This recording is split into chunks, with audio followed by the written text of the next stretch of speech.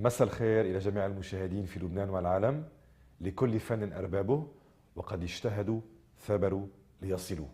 أما هو فقد حول تحضير الأطباق الشهية فنا فكان الرائد.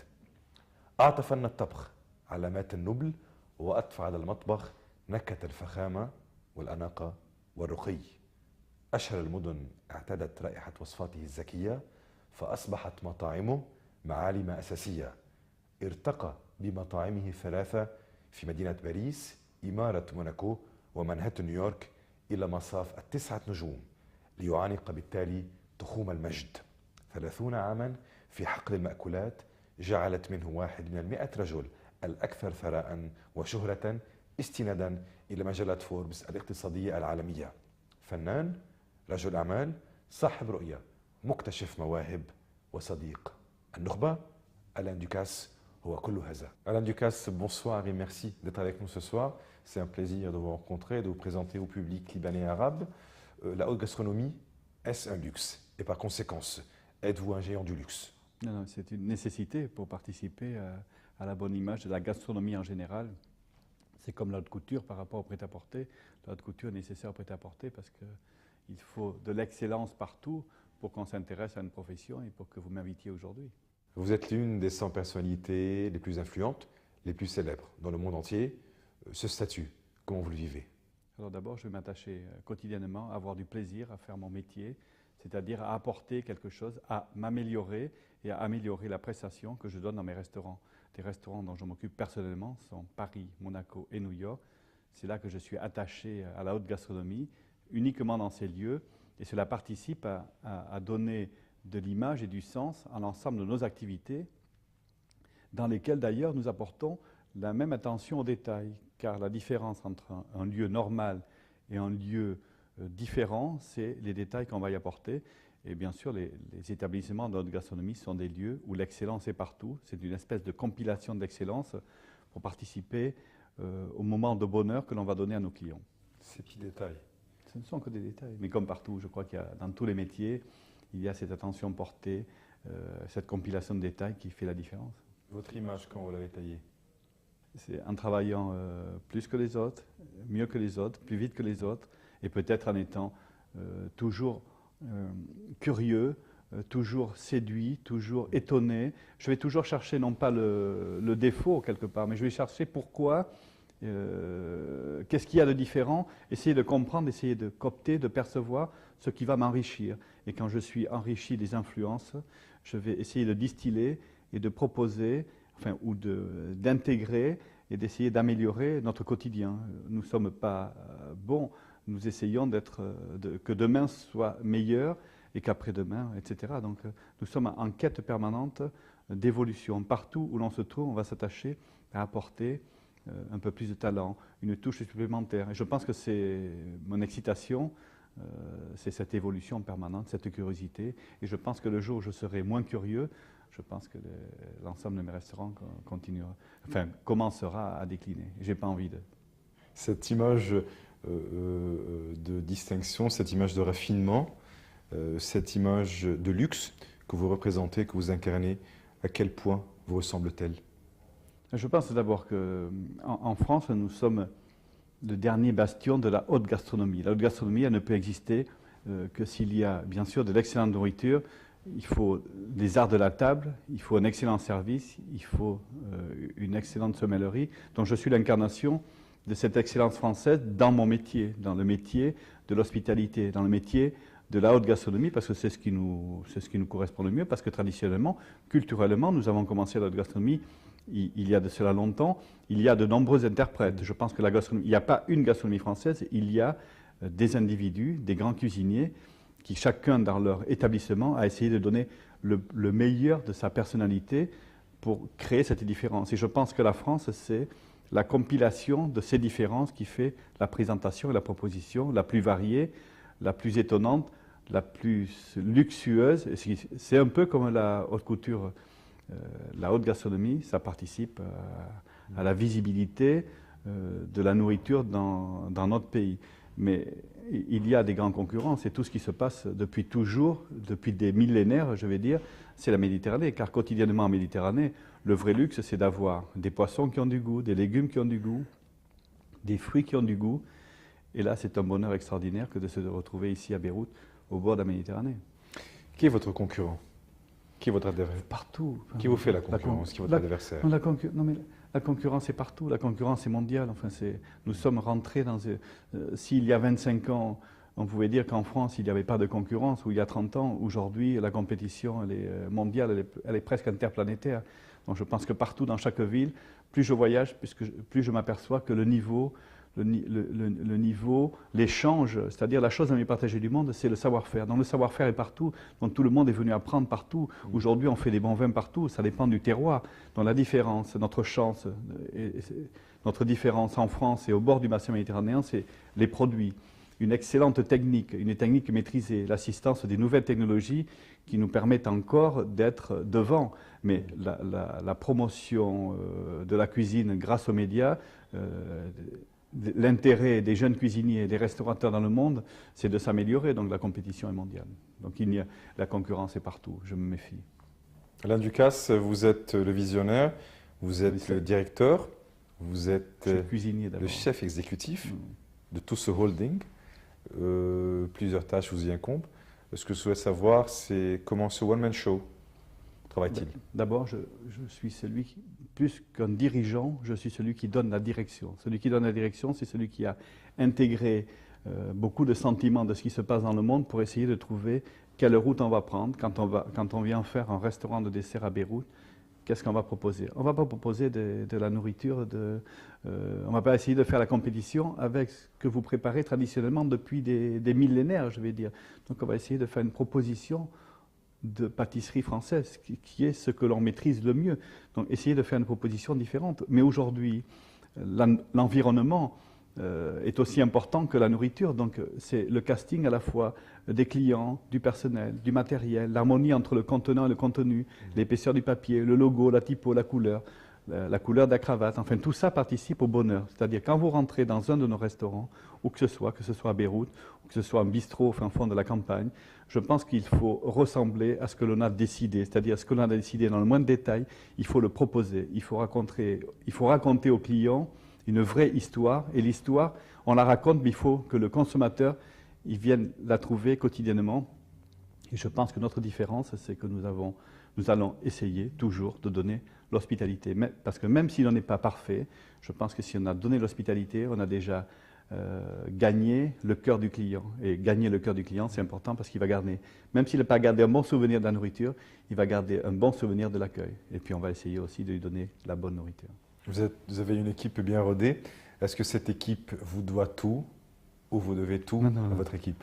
Moi, sans mes gens, je dis que ce sont des gens qui travaillent avec moi depuis longtemps. J'essaie qu'ils grandissent avec moi, pas qu'ils grossissent avec moi, mais qu'ils grandissent. C'est-à-dire que chacun puisse s'élever et participer à la vie de l'entreprise parce que chacun est un élément important. Vous savez, certainement, un des éléments les plus importants, c'est un monsieur qui travaille avec moi depuis maintenant presque 30 ans.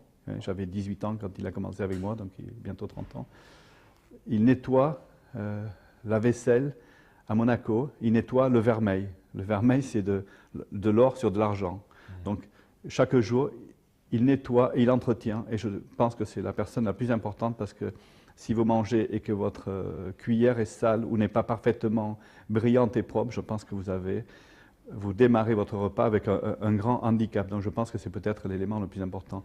Et c'est la compile de tous ces collaborateurs qui font que le groupe existe. Donc sans mes collaborateurs, je ne suis rien, bien évidemment. Je suis celui qui essaie de donner la direction, de prendre les bonnes décisions. Et quand il y a un problème, la décision finale, c'est à moi qu'appartient le risque de la bonne ou de la mauvaise décision. Vous avez dit que votre équipe grandit avec vous, mais ne grossit pas avec vous. Pourquoi ne pas grossir en volume aussi? Non, pas grossir en volume. Non, il faut s'élever, il faut participer. Non, parce que grossir, c'est le côté... Revenu. Non, vous savez, les revenus sont réinvestis dans les entreprises. Les revenus sont réinvestis dans les entreprises. Je ne suis pas un consommateur de produits de luxe. Mon luxe à moi, c'est de consommer mes produits. Alors peut-être je suis un consommateur de mes produits de luxe. Car mon luxe, c'est de me retrouver dans un bistrot qui me ressemble, dans une auberge qui me ressemble, dans un grand restaurant où j'ai envie de consommer. Et je suis toujours très surpris et agréablement surpris de la proposition que l'on fait. Je suis finalement le contrôleur de mes restaurants et j'y trouve beaucoup de plaisir. Alors des fois, quand j'y trouve moins de plaisir, je suis un peu perturbé. Et donc il faut retravailler le lendemain pour essayer de se remettre dans la bonne direction si la mauvaise direction était prise. 1987 fut une année importante pour vous. Ça a été un point d'inflexion.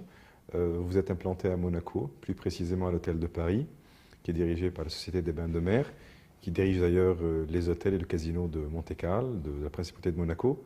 Dites-moi comment vous avez réussi à séduire le prince Rény de Monaco. C'est-à-dire, c'était la volonté de la Principauté de se doter d'un restaurant de haute gastronomie.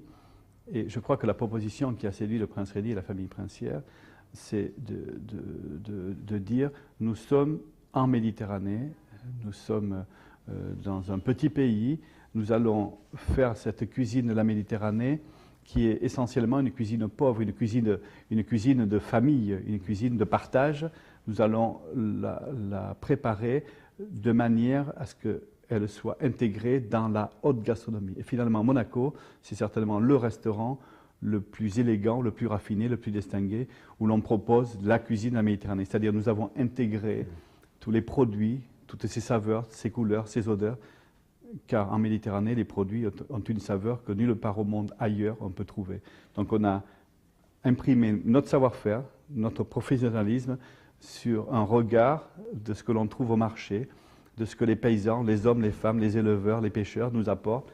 On a regardé et on a amalgamé ça et proposé certainement cette nourriture méditerranéenne qui est la plus simple au monde, enfin la plus généreuse, la plus goûteuse. On a proposé ça dans un décor extraordinaire qui peut exister, qui ne peut exister qu'à Monaco. Et c'est l'espèce d'enclave toute particulière que Monaco méritait et qui m'a permis finalement un développement mondial parce que ma tête, originellement, est toujours à Monaco. Elle est toujours au bord du bassin méditerranéen. Et je pense que l'histoire se poursuit parce que ici, nous sommes à l'origine de la civilisation méditerranéenne. Et je pense que je vais y trouver une grande satisfaction culturelle. Et je pense que déjà l'hospitalité que l'on me donne ici, c'est important pour avoir envie de donner, moi aussi, autant d'hospitalité que j'en reçois ici aujourd'hui à Beyrouth. Et le cœur est où? En Méditerranée. Mon cœur est en Méditerranée. À l'origine... Tout à fait comme la tête. Oui, le cœur et la tête est en Méditerranée. Alain Ducasse, vous êtes le seul à avoir les 9 étoiles Michelin. 3 pour Louis XV à Monaco, 3 pour le Plaza à Paris et 3 pour Essex à New York. Comment conciliez-vous pour maintenir et préserver vos étoiles respectives? Je pense qu'on a délégué la charge et la responsabilité quotidienne à nos chefs, enfin à mes chefs, qui sont des collaborateurs de confiance depuis très longtemps. Mon chef à Monaco, il respire la Méditerranée, il est né en Méditerranée, on a fait notre carrière ensemble, il est celui qui court tous les jours, c'est-à-dire il est un meilleur sportif que moi, car quotidiennement il va préparer mieux que moi le déjeuner, le dîner, car tous les jours il s'entraîne. Mon chef à Paris c'est pareil, et mon chef à New York c'est pareil. Donc je pense que c'est déléguer la confiance à des collaborateurs de proximité avec lesquels on a une réflexion commune, une envie permanente de s'améliorer. C'est une quête permanente de l'excellence et d'essayer quotidiennement d'être plus performant qu'hier. Toutefois, en 1997 et en 2000, vous avez chuté d'une étoile. Comment ça se fait? Comment vous expliquez, comment vous interprétez cette chute-là et ce déclin? Vous savez, quand on fait beaucoup de choses, peut-être que le buzz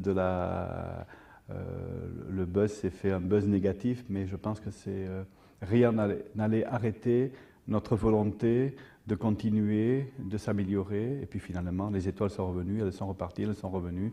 Et puis elles vont disparaître demain. Il serait beaucoup plus grave si une étoile disparaissait de notre système plutôt qu'une étoile de Monaco, de Paris ou de New York. C'est beaucoup plus important. L'important, c'est de trouver la satisfaction quotidiennement dans ce que l'on fait. Et ensuite, les distinctions, elles viennent, elles partent, elles reviennent. Ça nous fait fort plaisir. C'est beaucoup plus dur pour mes équipes parce que moi, je joue avec un système, alors que mes équipes, quotidiennement, ils vont donner le meilleur d'eux-mêmes. Alors c'est toujours difficile. Le plus difficile, c'est d'annoncer aux équipes qu'ils ont perdu. En réalité, c'est moi qui ai perdu, mais c'est eux qui supportent la sanction et c'est des moments difficiles. C'est beaucoup plus facile quand on leur annonce que la distinction est revenue. C'est plus facile pour moi aussi. Alain Ducasse, une pause avec la publicité et puis par la suite, nous reprendrons avec vous. Restez avec nous. Retour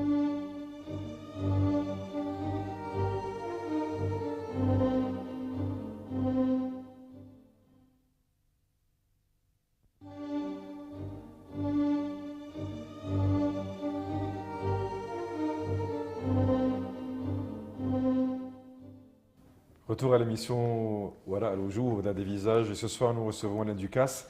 L'art culinaire est un aspect de la vie culturelle du pays. Ah oui. Dites-moi quel message culturel tentez-vous de transmettre? Vous savez, pour faire un grand repas, il y a énormément d'artisans.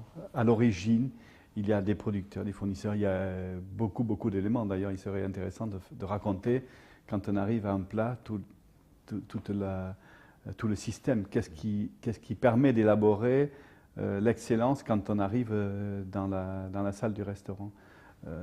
C'est cette attention particulière qui fait ma motivation quotidienne pour continuer dans ce métier. C'est un grand plaisir finalement.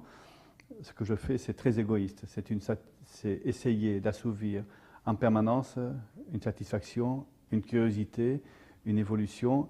Et la grande récompense de tout ça, c'est le client, parce que dans une salle, c'est comme dans une salle de spectacle, on peut écouter la satisfaction, le buzz, le bruit, les vers, l'harmonie, les sourires, les paroles, le mélange. Et je pense que tout ça, c'est comme, je crois que c'est comme un spectacle. Paris est sans doute la ville de la haute gastronomie. Par quoi se distingue New York, où vous êtes aussi implanté, dans l'art culinaire? C'est très différent. Paris, c'est originellement, on fait des grands restaurants depuis longtemps, il y a une espèce de tradition. À New York, il y a une autre proposition. Notre proposition, elle est toute petite. C'est un tout petit restaurant dans Manhattan de 50 places avec un seul sitting.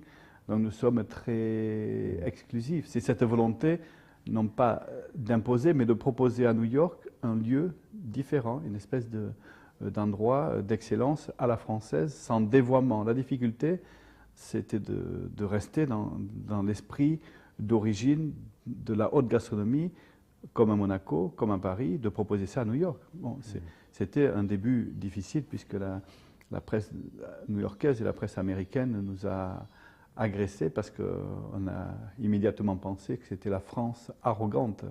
La France, elle n'est pas arrogante, c'était une proposition très modeste de notre savoir-faire, mais c'était une interprétation. Et après, ça a changé. Ce qu'on doit reconnaître à la presse américaine, c'est la capacité de changer. Ça, c'est moins évident en France. Donc, il y a des inconvénients et des avantages partout. Donc, cette proposition de l'excellence, c'était presque sur 3 continents, presque le continent méditerranéen, parce que c'est très différent de Paris. Donc, nous faisons une cuisine très, très différente, mais toujours avec la même intention. Et nous cultivons d'ailleurs ces différences. C'est-à-dire à Paris, quasiment, nous n'utilisons pas d'huile d'olive, ni de tomates séchées, ni les parfums de la Méditerranée, on va les garder en Méditerranée. À Paris, nous sommes l'expression d'un savoir-faire, car la cuisine française, c'est d'abord un savoir-faire, avec des grands produits français, avec des recettes de tradition. C'est toujours une expression de la mémoire. Pour savoir quelle proposition contemporaine de nourriture on doit faire à Paris, d'abord, il faut savoir d'où vient notre connaissance culinaire. Et quand on connaît bien ça, on peut faire cette proposition à peine évoluée. On a changé de siècle, donc on a changé en harmonie avec ce siècle nouveau qui démarre. On a changé la proposition culinaire. Car le pire, ça serait de s'arrêter. De s'arrêter, c'est la certitude de baisser. Alors que la dynamique, elle doit toujours, c'est toujours en mouvement. La nourriture, les plats qu'on faisait à Monaco il y a 20 ans, des plats méditerranéens, il y avait plus de lourdeur. Aujourd'hui, il y a plus de légèreté, il y a plus d'harmonie. Enfin, on espère. Moi, ce que je souhaitais savoir, c'est qu'au moment où le fast-food a conquis le monde, au moment où le McDo a envahi le monde entier, est-ce que les Américains sont conscients de la réelle culture de l'art culinaire? Alors, je vais répondre, tout le monde a son fast-food. C'est-à-dire, nous, en France, on a les cafés, on peut manger une baguette, on peut se nourrir fort modestement autour d'un marché. D'ailleurs, il suffit de se rendre dans un quartier populaire. S'il y a un marché, si on se nourrit autour du marché populaire, on a le fast-food, parce que le travailleur de force, celui qui décharge les camions, etc., il a besoin de se nourrir pas cher, rapidement, d'une nourriture consistante.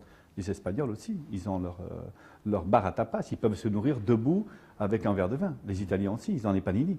Dans toutes les populations, il y a une nourriture rapide, pas chère, pour la population.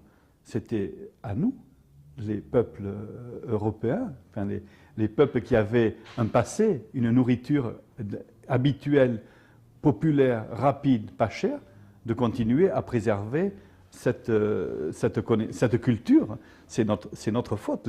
L'influence et l'influence des Américains, du fast-food américain, c'est la faute des populations qui ont accepté et qui n'ont pas continué à protéger originellement leurs goûts, leurs habitudes. Donc ça, c'est. Je vais donner un exemple très lointain.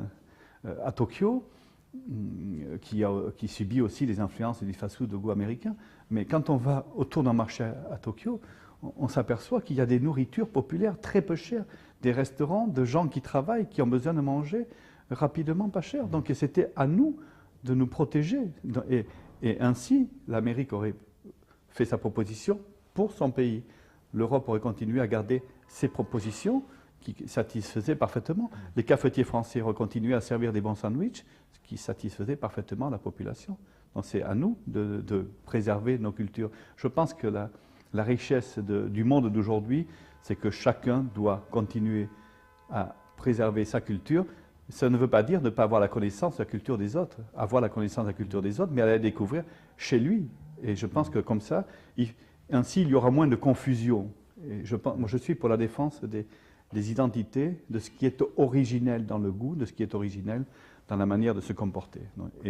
Mais ce qui n'interdit pas la connaissance, le partage et l'acceptation des autres, mais à condition qu'il n'y ait pas de confusion.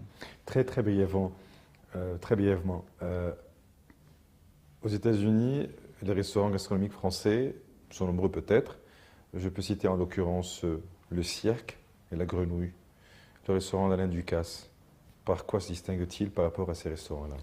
Alors, le cirque, Sirio, c'est l'expression d'un grand restaurateur italien avec une cuisine de technique française, mais avec beaucoup d'influence italienne. C'est le restaurant de New York, parce que tout New York va manger, donc c'est l'endroit où l'on se réunit. On va au cirque parce qu'on est quasiment sûr de trouver 2 politiques, 3 banquiers, etc. Donc c'est un lieu de vie.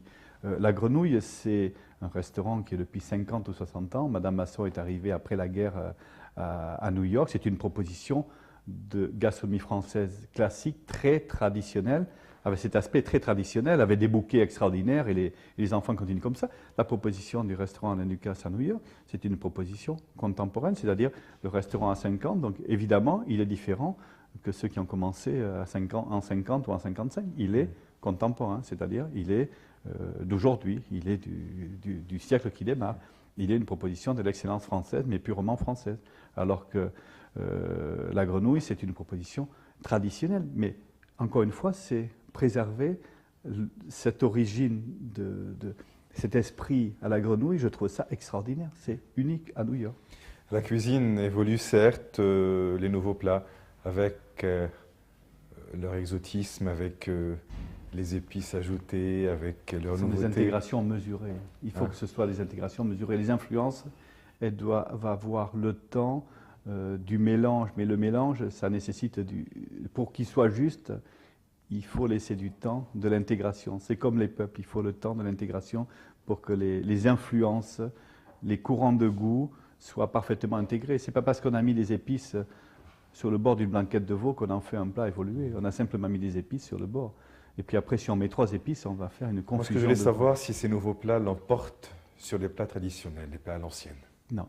Je pense que c'est la juste mesure, la juste intégration qui permet la bonne évolution. Car mélanger plusieurs cuisines, ça va être la confusion. C'est comme la musique. Si on mélange 2 musiques, ça reste harmonieux. Si on mélange 5 musiques, ça reste une cacophonie. Chez nous, en Orient, chez nous, au Liban en l'occurrence, je ne pense pas qu'on puisse innover dans la cuisine. Je pense qu'il y a un retour de plus en plus dans les plats traditionnels, dans les plats faits à l'ancienne.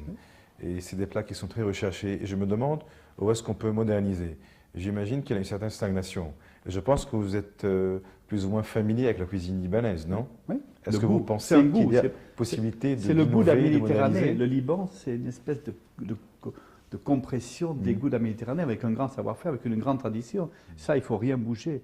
Il faut juste y apporter l'évolution, la nécessité peut-être d'une cuisine plus légère ou d'y apporter des touches, mais il faudra du temps. Je pense que Ou alors, il faut préserver ça comme dans un musée et inventer une autre cuisine. Mais je suis sûr qu'il y a des jeunes Libanais qui sont déjà en train de réfléchir sur l'évolution. Je pense que dans 5 ans, la nourriture au Liban, vous aurez préservé l'intégralité de vos goûts, de vos saveurs, de vos origines. Il y aura des jeunes qui seront des interprètes d'un goût libanais rénové parce qu'on a changé de siècle et vous ne pouvez pas ne pas évoluer de la même manière. Mais surtout, il faut préserver sa culture, sa connaissance. Et ici, c'est très riche. Est-ce que vous pensez que votre baguette magique passerait un jour sur la cuisine libanaise? Alors, très clairement, cette semaine, on a sorti l'encyclopédie de cuisine de la Méditerranée occidentale, c'est-à-dire notre bassin méditerranéen, celui que l'on connaît le mieux. On connaît moins bien cette région, mais je pense qu'on va créer une équipe qui va commencer à réfléchir sur la cuisine de cette zone. Et pour ça, il faut réunir 1, 2, 3, 4, 5 chefs majeurs qui ont la réflexion, la culture, la connaissance, pour apporter un regard actuel sur ce qui est originel. Et peut-être nous allons devenir éditeurs de l'encyclopédie de la cuisine de la Méditerranée occidentale. En tout cas, ça satisferait mon envie de connaissance de cette zone. Et puis je pense que le document écrit, la passion que j'ai pour les livres, de laisser la trace écrite, va l'emporter sur la raison. Et je pense que c'est un travail de 3 à 5 ans. Voilà. La volonté de faire un ouvrage de référence, je pense que c'est 3 à 5 ans de travail avec les bons collaborateurs. Bon, cette cuisine variée de la zone que vous évoquez ou dont vous parlez, vous pousse-t-elle ou vous aspire-t-elle afin de concocter c'est une de inspiration nouveaux plats, de permanente. nouvelles recettes? La Méditerranée, ce n'est pas une mode, c'est une mode qui a 2000 ans. C'est une mode qui va durer encore quelques milliers d'années. Donc c'est pas. Quand on dit, souvent on me pose la question, est-ce que vous pensez que la cuisine méditerranéenne est à la mode? Oui, je dis oui, c'est une mode. Oui, j'espère qu'elle va être à la mode longtemps, puisque ça fait déjà 2000 ans qu'elle est à la mode. C'est une influence majeure. Alain Ducasse, encore une fois, une pause avec la publicité. Restez avec nous.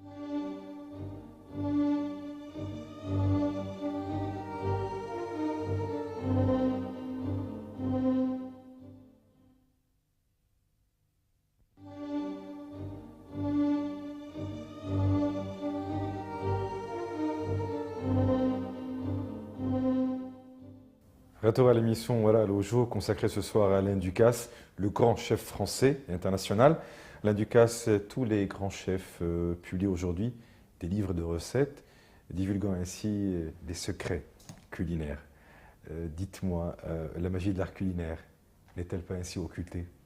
Alors, d'abord, j'ai une passion pour les livres. Deuxièmement, je pense qu'il faut s'attacher à transmettre son savoir, ce qui permet, très égoïstement, à s'obliger à faire d'autres recettes. Et quand la recette qu'on a donnée dans les livres est largement diffusée, c'est une obligation d'en créer d'autres. Donc ainsi d'évoluer, de s'obliger à évoluer. Donc c'est peut-être de devenir éditeur, c'est une démarche très égoïste pour s'obliger quotidiennement à un tempo différent, un tempo culinaire différent. Ensuite, bien sûr que dans les livres on dit tout. Je pense que si on a un succès en termes d'édition, on a un vrai succès sur les ouvrages qui sont des encyclopédies, qui sont 25 ans de travail que l'on donne à la disposition d'abord des professionnels. Et on s'aperçoit que les grands amateurs de cuisine sont des acheteurs de ces grands ouvrages, puisqu'on en vend plus que de raison.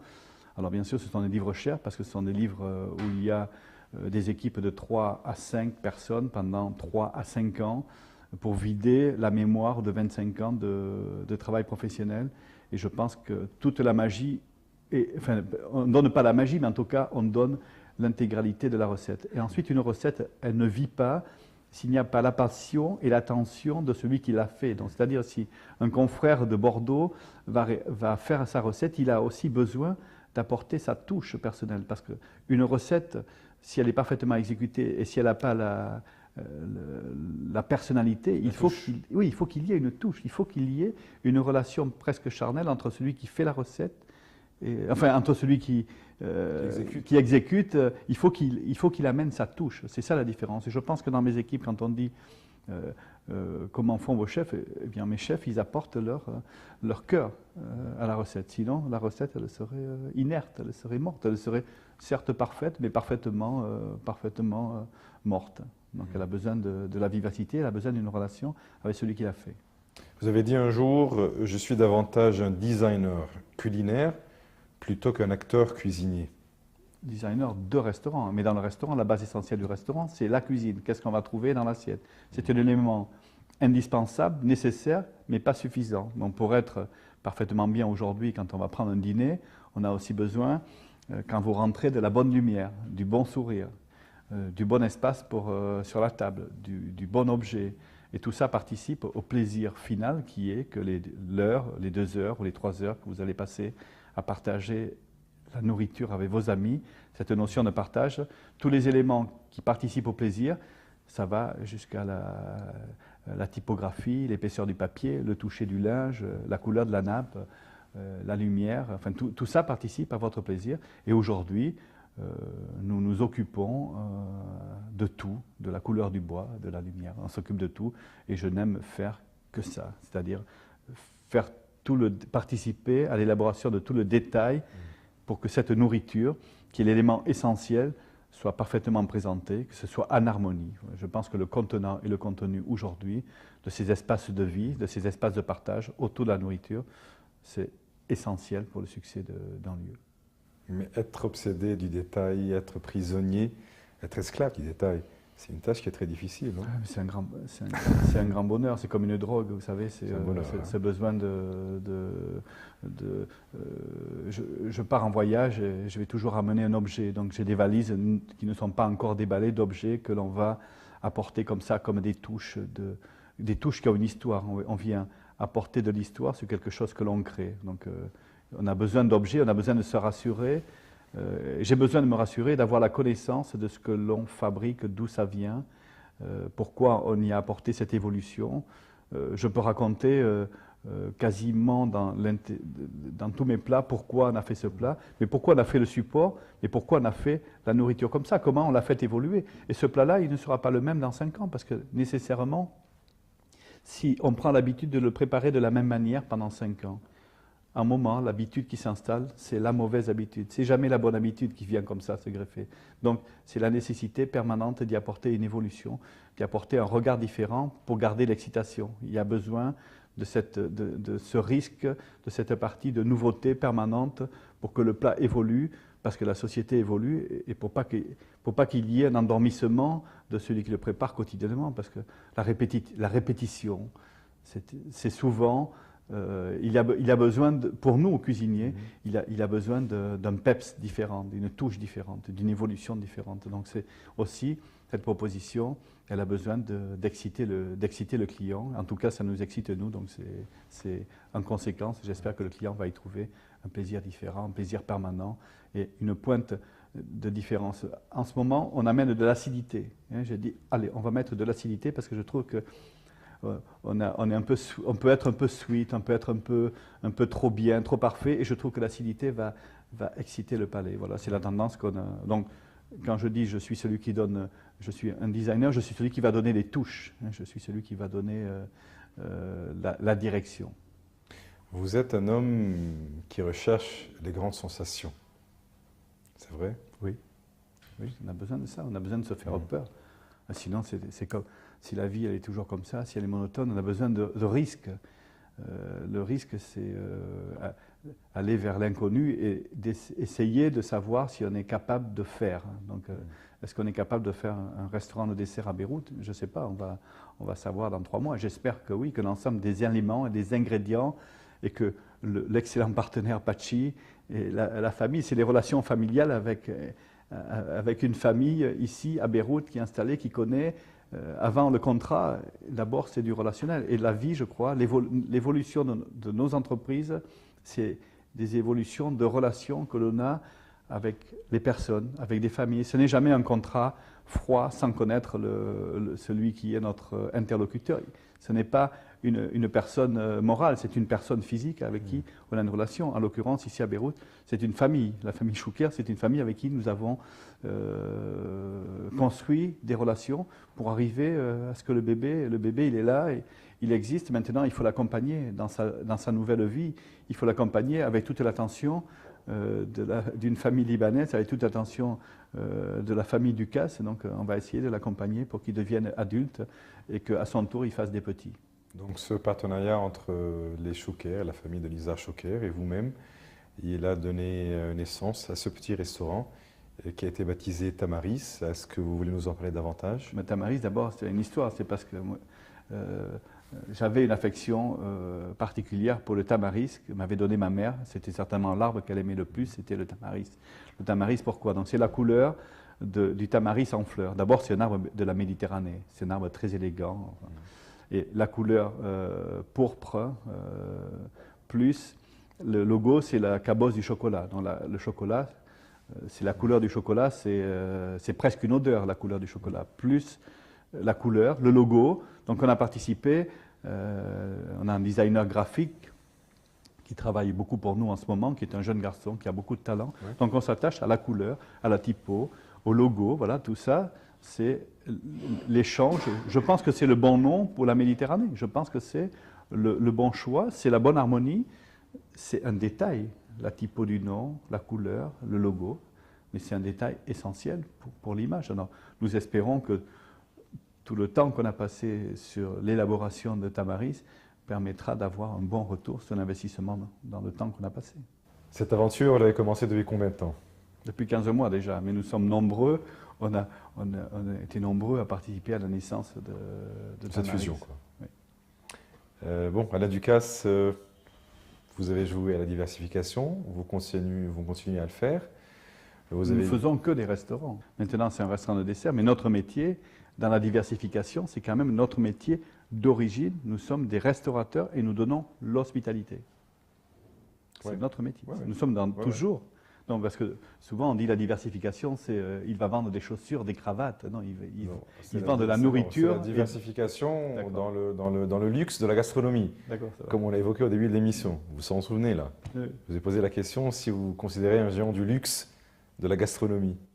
Et vous aviez répondu. Bien sûr, pour les 3 grands restaurants, nous sommes là. Alain Ducasse, vous avez joué à la diversification. Vous continuez à le faire d'ailleurs. Vous avez fondé Spoon, une chaîne de restaurants qui existe à Paris, à Londres, qui a existé au Japon. Mais malheureusement, ce fut un grand échec au Japon. À quoi vous attribuez cet échec?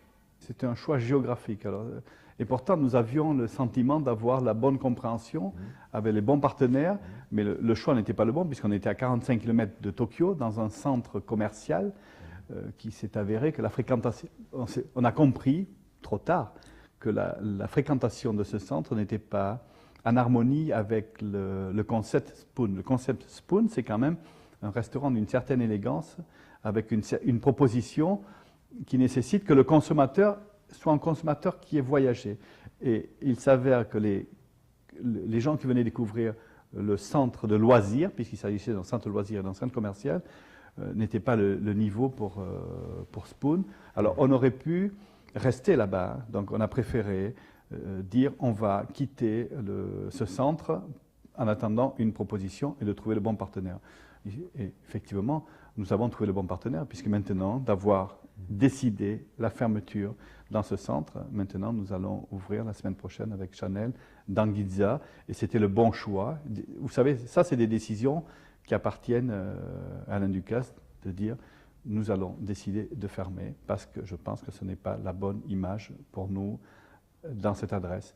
Mais ce qui me rassure, c'est que nous ne sommes pas tous seuls, parce qu'à côté, dans cet espace commercial, il y avait des très grandes marques qui aussi ont fermé, qui ont fait le même choix que moi. Donc l'erreur, elle était...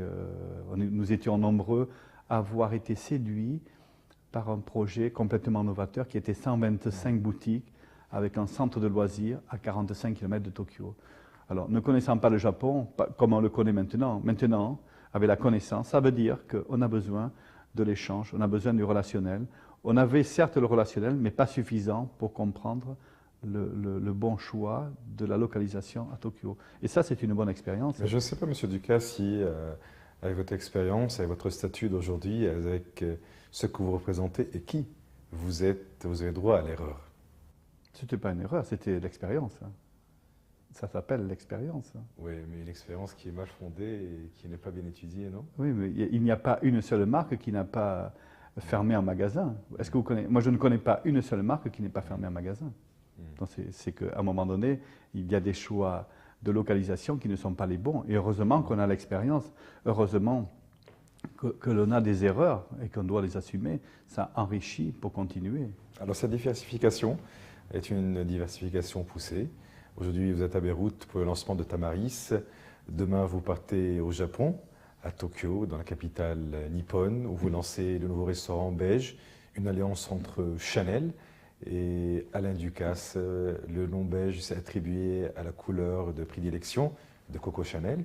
Il y a Karl Lagerfeld qui va faire les tenues. Donc le tout est bien étudié, je présume. Et j'espère, moi aussi, j'espère. Et cette première dans le monde du luxe, à votre avis, va être une réussite, oui ou pas? Oui, on va essayer de présenter la nourriture française contemporaine dans un lieu, dans un Chanel actuel. Donc c'est de proposer la nourriture actuelle pour plaire, sans perdre la touche française, en tout cas, essayer de séduire la clientèle japonaise. Et ce n'est pas facile, parce que nous sommes dans une ville très exigeante, dans un pays très exigeant, avec beaucoup de culture, beaucoup de mémoire, beaucoup de tradition. Donc il s'agit de proposer avec des touches subtiles, de proposer et pas d'imposer, avec des touches subtiles, le savoir-faire français, adapté avec un regard sur les produits japonais, parce qu'on ne va pas importer tous les matins les produits de France, c'est pas ça, c'est d'apporter avec de subtiles touches sur des produits japonais, le savoir-faire français, dans une atmosphère élégante, dans une adresse rare. Donc j'espère qu'on va réussir à séduire un public à la fois féminin, d'hommes d'affaires, de déjeuner, de dîner. C'est un pari pas facile. Ça, c'est un peu plus de travail encore. C'était 2 ans, parce que le Japon, si en Méditerranée, on a des facilités, une compréhension aisée, au Japon, on a une différence culturelle importante. Donc 2 ans étaient nécessaires pour concevoir le projet japonais. Vous avez des bébés implantés un peu partout. Est-ce que vous auriez un favori? Non. C'est celui où je suis aujourd'hui, c'est Beyrouth. Après, c'est le prochain. Non, je les aime tous. Ainsi de suite, et ça continue. Non, mais alors, grande expansion. Si j'en ai un que je préfère, c'est celui d'origine, c'est Monaco. C'est là que je reviens, et c'est là qu'on a le format originel, et c'est là où on a le centre culturel qui permet de voyager, parce que se rappeler de la Méditerranée, c'est toujours très rassurant d'avoir des origines millénaires pour continuer à progresser. C'est l'encre et c'est le porte-bonheur. Pour le moment, je pense que c'est ça. Oui. Inch'Allah, ça va continuer. J'espère. Inch'Allah. Merci. Alain Ducasse, la toute dernière pause avec la publicité, et puis par la suite, nous allons clôturer cet entretien que j'estime et que naturellement mon public estime assez passionnant. Restez avec nous.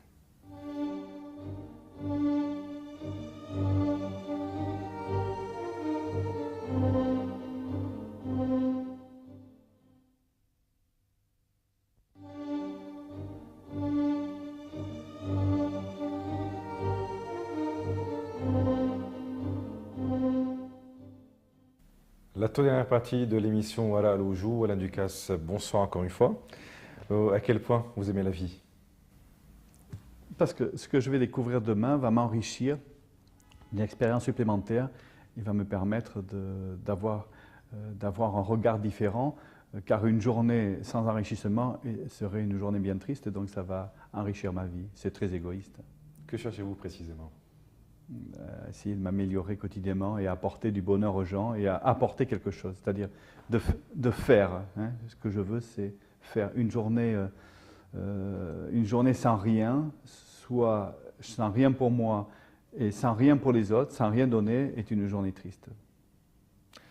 Petit, vous vouliez être voyageur, cuisinier ou architecte aujourd'hui? Je fais un peu des trois. Vous êtes le cumul de tout cela? Oui. C'est un grand bonheur parce que je suis toujours très intéressé par l'architecture, tout particulièrement par le design. Donc on s'intéresse à tous les aspects d'un lieu. On les fait un peu partout dans le monde, donc on voyage beaucoup. Et puis je continue à faire mon métier d'origine qui est un métier dédié à la nourriture, à la cuisine et au plaisir partagé. Êtes-vous un phénomène? Non. Simplement on va essayer de... Je suis très curieux, j'ai l'impression que le temps ne va pas être assez grand pour me permettre de faire tout ce que j'ai à faire, de découvrir tout ce que j'ai à découvrir. Donc il faut essayer de le faire plus vite, mieux et plus longtemps. Pourtant, vous allez certainement vivre longtemps. Ouais, je ne sais pas, mais Si j'espère. en 94, vous avez échappé à la mort, Oui. elle a failli vous coincer Oui. et vous emporter avec. Oui.